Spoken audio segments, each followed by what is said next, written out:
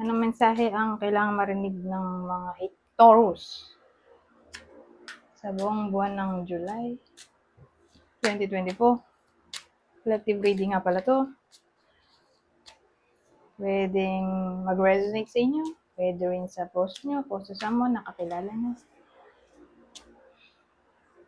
Pwede rin nangyayari na to o mangyayari pa lang itong gagawin kong reading. Magsimula na tayo.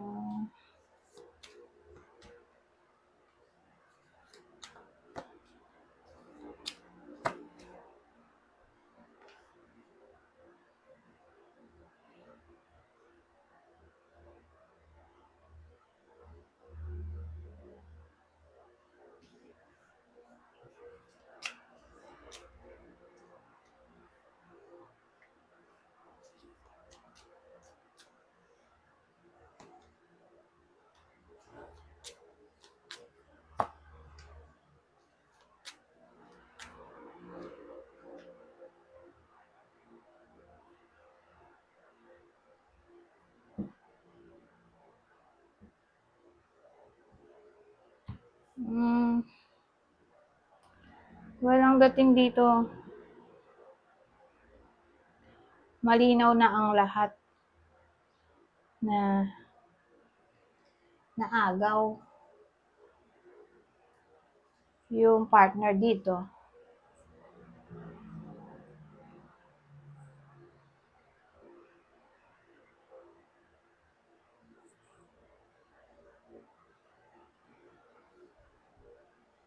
Naagaw kaya nagkaroon ng third party.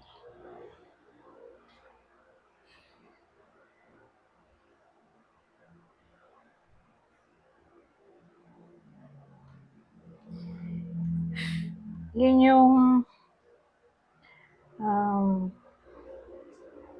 truth na nalaman ng iba sa inyo. Wala pa kasi akong tao dito eh. So, hindi ko to rin malaman kung babae ba o lalaki itong nakaka-feel lang sinasabi ko.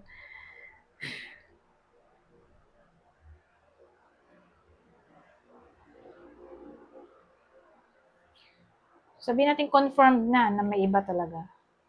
Kaya nga may clarity dito.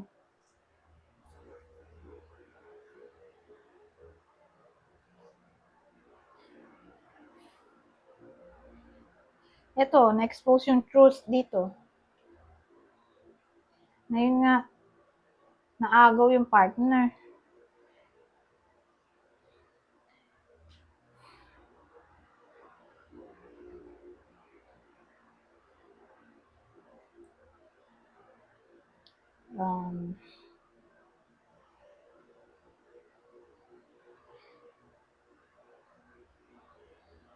Incompatible yung connection nila.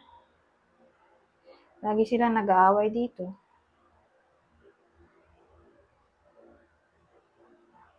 Pero dito, mukhang nagtatry ng mag-move on yung niloko.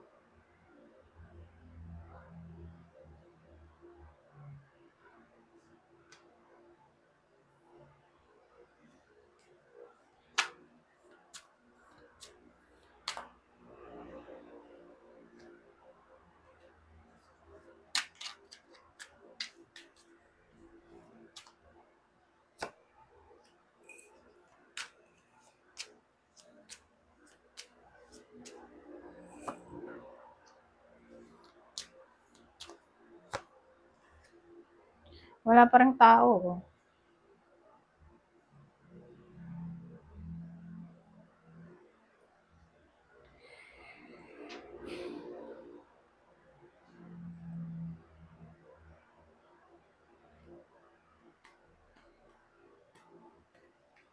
Kasi walang taong lumabas eh.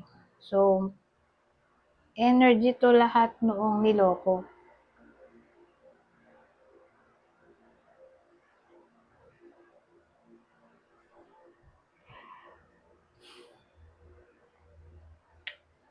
Ang dating kasi, di ba nagmo-move on na siya dito? Nagtatry na rin siyang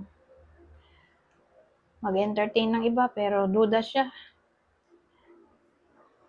sa mga taong nakakasalamuha niya o nakikita niya o dumarating sa buhay niya o option na lang in general. Sa possible new love interest, duda siya sa motibo, parang feeling niya hindi rin magtatagal yung connection nila. So, dyan sa mga option niya, although may nakikita na siyang option o may dumating na, who knows, para bang duda siya kung may sasagutin na ba siya dito o may per-person na ba yung niloko na iba. Hindi pa siya makapag-desisyon dito.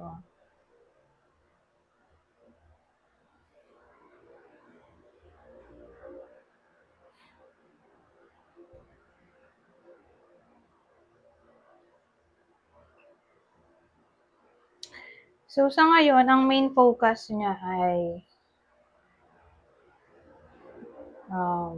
maging lucky. Maging lucky dito sa business ng iba sa inyo. Kasi yung business ng iba sa inyo, small time lang. O sabihin natin, hindi magandang sitwasyon na para bang gusto na lang noong niloko dito na maging lucky sa career o money imbis na doon sa love life. Doon na lang niya parang gustong gamitin tong card na to ng luck na umuki yung business niya o career. Kasi nga sa ngayon mukhang pangit yung takbo ng pera niya o career.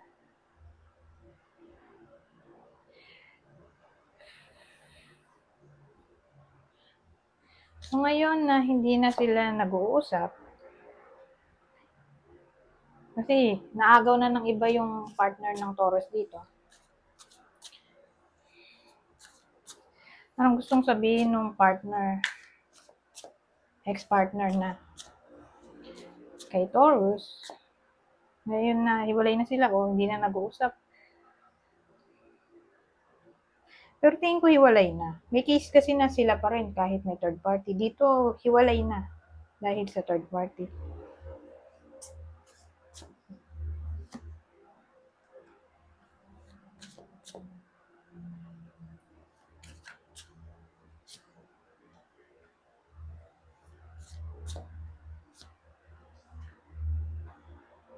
So, anong gustong sabihin nung nagloko dun sa niloko? Gagawa daw siya ng aksyon sa lalong madaling panahon. Sana daw ay maniwala siya. Hindi raw niya na-experience yung intense connections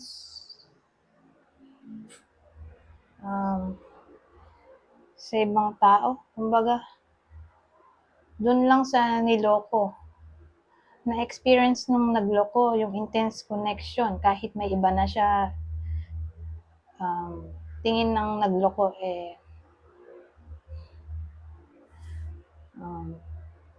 walang makakapantay sa naging connection nilang intense. Anyways, ito, I am learning a spiritual lesson. So, may natututunan daw siya nowadays. At ang natututunan niya ay tungkol sa spiritual lesson. Ngayon, anong gustong sabihin nung niloko sa nagloko?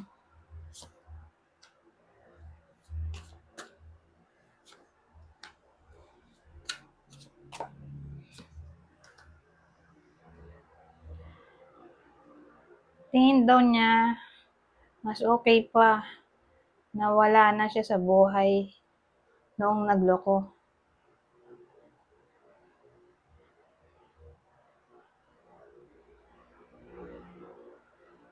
Ganun ang dating. Tingin nung niloko, mas okay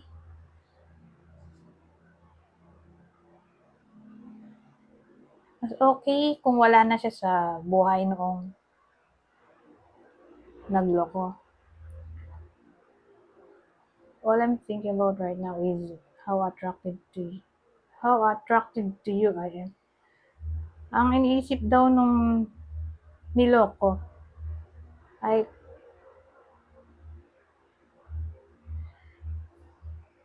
ngayon ay kung gaano siya ka-attractive dun sa nagloko. I fell in love the moment I saw it. So, para tong, ano yun? Love at first sight. Na, na para bang na-in love daw yung niloko sa nagloko. Mula nung panahon na nakita niya yung nagloko. Ganun eh.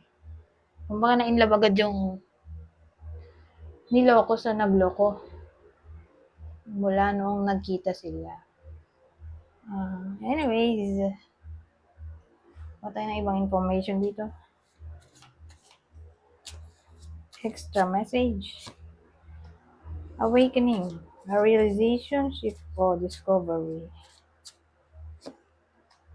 As your angels seek the divine, your angels want to support you. Deception, false illusions, scarcity mentality, falling into bad habits. So, may ma-realize daw o madidiscover yung niloko sa nagloko. Baka yun na nga yun. Na kung sakaling bumalik pa tong nagloko kasi parang balak niya pang bumalik. Mag-reconnect sila.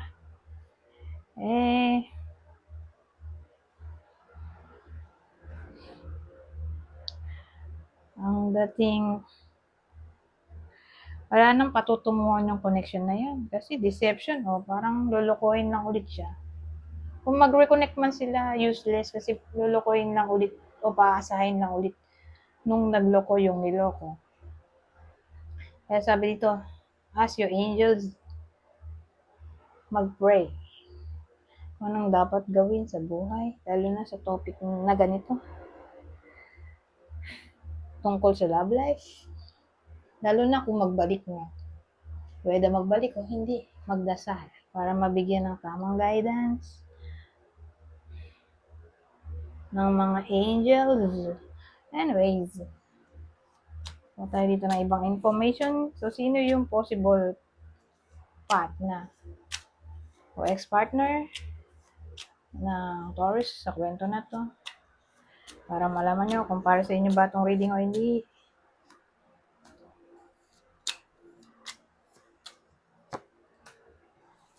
Virgo, Libra,